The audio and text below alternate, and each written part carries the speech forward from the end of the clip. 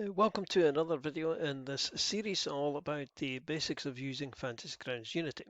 And in this video we're going to look at combat maps.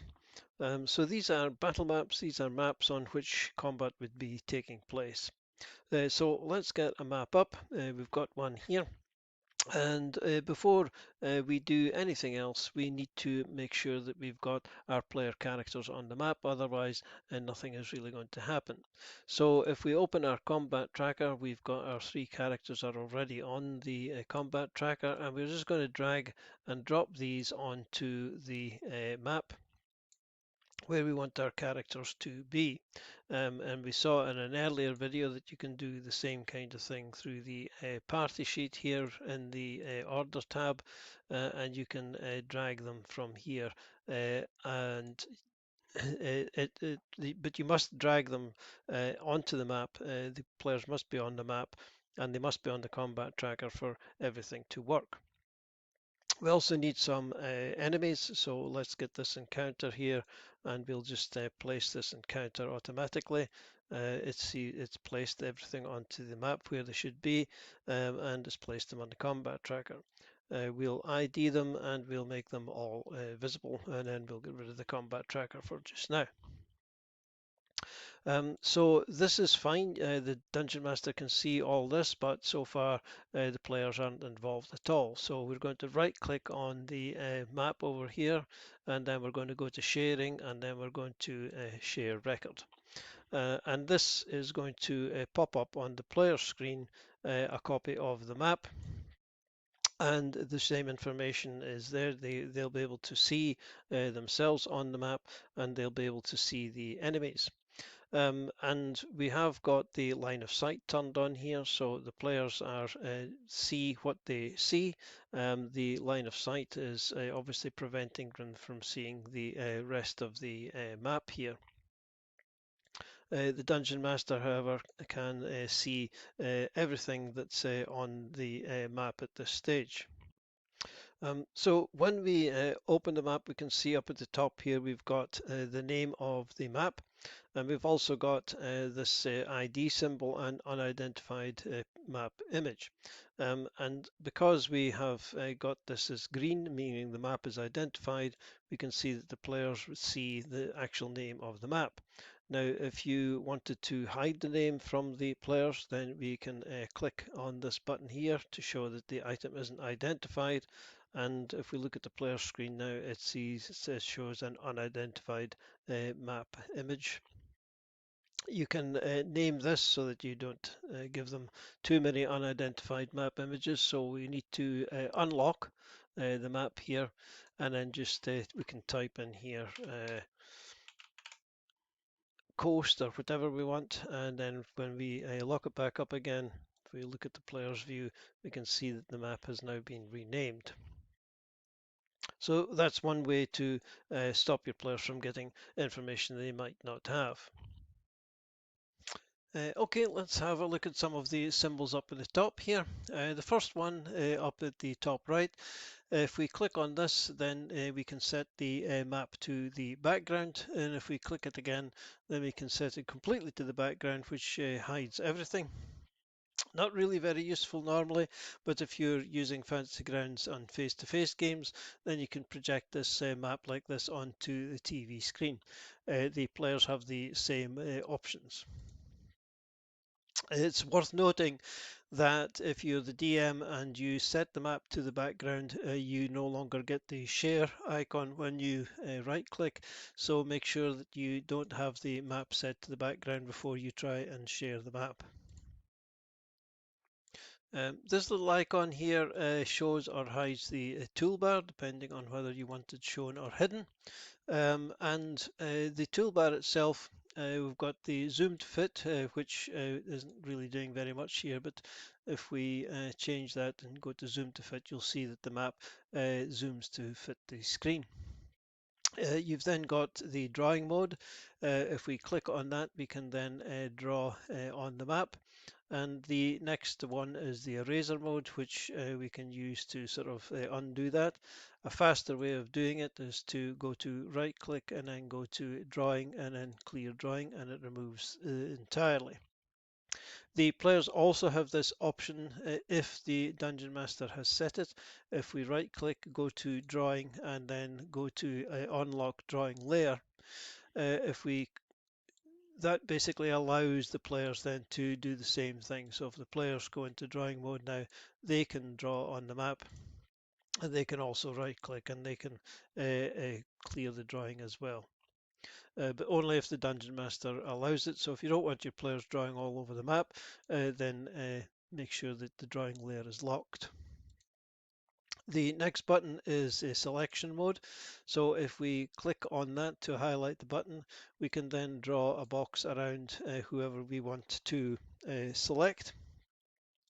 And then we can then move that selected players, or if we wanted to select the enemies, then we could do that, and we can now move these around, and the players have got the same options. To kind of get out of selection mode, just click on any token.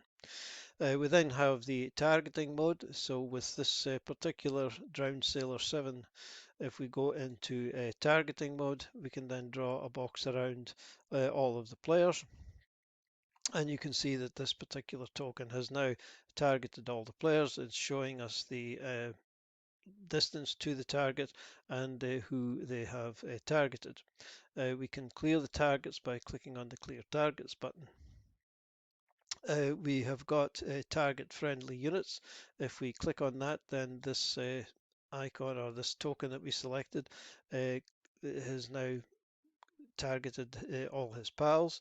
If we clear that and click one of the NPC, the player characters, and do the same, then we see that Fingers here has now targeted the other two player characters in the group. We can clear targets again. So with Fingers selected, we can then go to target enemy units, and we see exactly the same thing. If we had one of the NPCs selected and go to that, then the NPC has selected all of the player characters as targets. Players have all these options as well. If we go to the player screen and if we select Fingers as our player character, then he can target all friendly units and he can target all enemy units and clear the targets, etc. as well. Now another thing that you can do is you can draw pointers on the map. So with Fingers selected here, if we wanted to show an arrow or draw an arrow on the map, then if we hold down both mouse buttons and drag, then we can draw an arrow which will show you a point, and it'll also show you a distance. Each character can change their pointer color. If we go into the colors menu here, we've got the pointer color. So with Fingers selected, we could give him a green pointer. If we select, sorry, that was Smasher. If we select Fingers now, we can go in and we can change his pointer color to, let's say, blue. And each of the players then has a different pointer color. And you can see the little dot icon here showing that what the player's color is. So if we go into Fingers now and we draw a pointer, it's showing blue. If we go into Smasher and draw a pointer, it's showing green. In addition to a pointer, if we hold down the Shift key and both mouse buttons and drag, then we get a square. If we hold down the Control key and drag both mouse buttons, we get a circle, and Alt will give us a cone. And the Dungeon Master obviously has all of the same options as well. Either the Dungeon Master or the players can go then into the pointers, right click on pointers, and they can remove all pointers. And as you saw there, when somebody draws a pointer, then you can only have really one pointer on the screen at any one time. So if you have a circle up and you want to draw a square, then the circle will go away and be replaced by the square. So therefore drawing mode is kind of more permanent because you can have several drawings on the map and each one will start anew. A new drawing will start when you start drawing it, and it'll leave any previous drawings on the map. So back with the DM here, we've got this token movement lock mode button, and we can toggle whether or not we're going to lock movement or not. We can show this on the player screen with the token lock on. When the players drag their token to move it, then we get this arrow, and we can then sort of move in various different directions. And basically, all I'm doing is letting go of the mouse here, and then dragging it again, and then letting go, and then dragging again. Switching back to the DM view, we can see that the DM now has two icons below the token, one of which is the green tick, which can approve the move, or if we don't like the move, we can click on the cross to get rid of it. But if we click it, then the token will then move to the position that was suggested. The DM can move tokens kind of willy-nilly. If you want to emulate the same as the players, then you hold down the Alt key whilst you drag the token, and then the token will move in a similar fashion to the players, and it'll show you the distance that the token has moved, and then you can approve your own move. With tokens unlocked, then the players are essentially free to move the token in any way that they want, which might not be the best way to do things. Just staying on the player screen here, you can see as we move this token around, then the token can see various things appearing and disappearing out of the in the background because of the line of sight. When we switch to another token, we see what that token sees, and we move that around. And if we switch to this token, then we can see what that token is seeing. We switch back to that one, we see what that one sees. So each token sees their individual line of sight, what they can and what they can't see. And the same applies to the Dungeon Master when we're looking at the enemy tokens. When these tokens move, the line of sight changes as the tokens move to show what they can see. Now we can see here that the Dungeon Master can actually see the whole map. It's kind of grayed in this area up here. But if the Dungeon Master wanted to see what the players were seeing, then you can enable the player vision preview mode. When we click that, then when we select one of the player characters, we can see exactly what that player character is seeing. So this is a way for the Dungeon Master to see what the players are showing. If we zoom out, we can see that all of the information up here is now disappeared from the Dungeon Master's view. And that's a toggle, so we can put that off or on as we desire. There's another couple of options as Dungeon Master. If we unlock the map, we get this side panel here.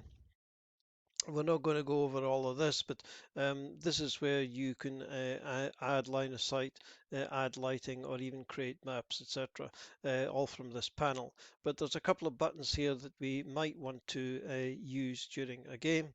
The first of these would be to enable or disable the line of sight, so we can just do that by clicking this and graying it out, and you can see that the line of sight has now disappeared from the map, and the players are then able to see the entire map. We can also enable or disable the lighting here.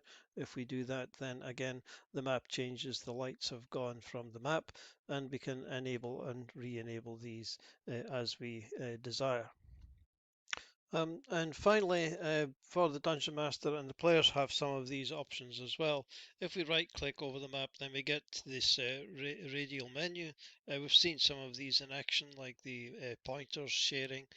We got the lock tokens here, which does exactly the same as this button up here. We've got the drawing mode, which we showed you. If we click on layers, this gives us to a new uh, sub menu which enables you to do things with the grid. And if we go back to this one, we've got the view.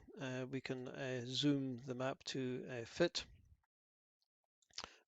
We can also zoom to fill, etc. We can do a variety of different things here, and we can also sync client view.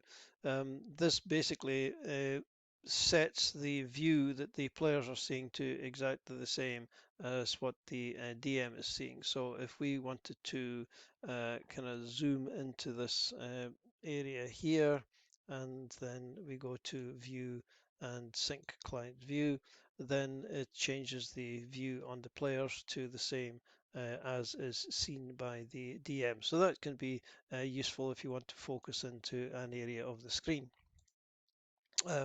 We've also got a minimize button here, which will put the map to a little button like this. We can click it to reopen it. And then we've got the close window button as well. So just like on a lot of things in Fantasy Grounds, right clicking will give you a radial menu, and you can do various things with it. The players have a kind of cut down version of it. They have similar things to do with pointers, minimizing their view layers and the drawing, but most of the rest of it is our DM only icons. Okay, I think that's probably enough for Battlemaps. Thanks for watching, and we'll see you in the next video. Cheers for now.